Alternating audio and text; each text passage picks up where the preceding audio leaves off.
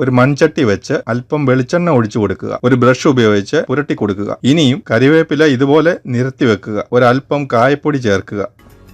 2-3 ചെറിയ കഷ്ണം കുടംപുളി ചേർക്കുക. കഴുകി വെച്ചിരിക്കുന്ന മീൻ കഷ്ണങ്ങൾ ആദ്യത്തെ ലെയർ വെക്കുക.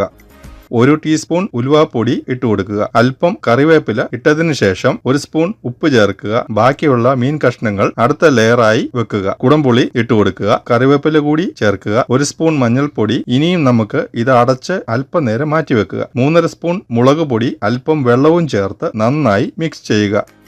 എണ്ണ ചൂടായി കഴിയുമ്പോൾ കടുക് പൊട്ടിയതിനു ശേഷം അല്പം വെളുത്തുള്ളി, അല്പം കറിവേപ്പില, അല്പം ഇഞ്ചി ഇത്രയും ചേർത്ത് നേരത്തെ മിക്സ് ചെയ്ത് വെച്ചിരിക്കുന്ന മുളക് പൊടി ഇതിലേക്ക് ചേർത്ത് ഇളക്കി നന്നായി മൂപ്പിച്ചെടുക്കണം. ചട്ടിയിലേക്ക് ഒഴിച്ച് പാനിൽ അല്പം വെള്ളം ഒഴിച്ചിളക്കി ഇതിലേക്ക് ഒഴിച്ച് 15 മിനിറ്റ് അടച്ചു വെച്ച് വേവിക്കുക.